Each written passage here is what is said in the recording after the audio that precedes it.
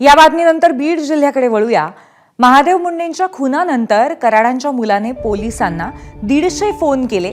भाजपचे आमदार सुरेश धस यांनी सनसनाटी आरोप केलाय। सुशील वाल्मिक कराड आणि श्री कराड या दोघांचे पोलिसांना फोन गेल्याचं धस यांनी म्हटलेलं आहे। पोलीस निरीक्षक रवींद्र सानप, विष्णू फड, गोविंद भदाने यांनी पोलिसांना फोन आल्याचंही त्यांनी नमूद केलंय।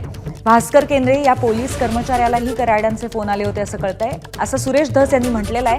खून झाल्यानंतर एवढे फोन का केले याचा तपास करा।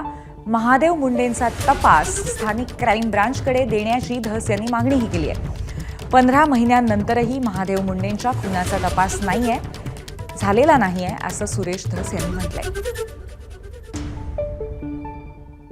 हा तपास LCB कडे देण्यात यावा, बीड जिल्हा गुन्हा अन्वेषण शाखा यांच्याकडे देण्यात यावा अशा प्रकारची मागणी मी केलेली आहे।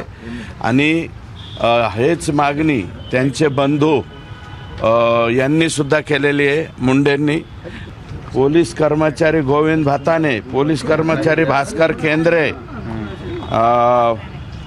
ह्या सर्व म्हणजे ह्या सगळ्या लोकांचे कॉल डिटेल जर चेक केले तर महादेव मुंडे यांचा खून कुणी केला हे 8 दिवसाच्या आत या ठिकाणी स्पष्ट होईल।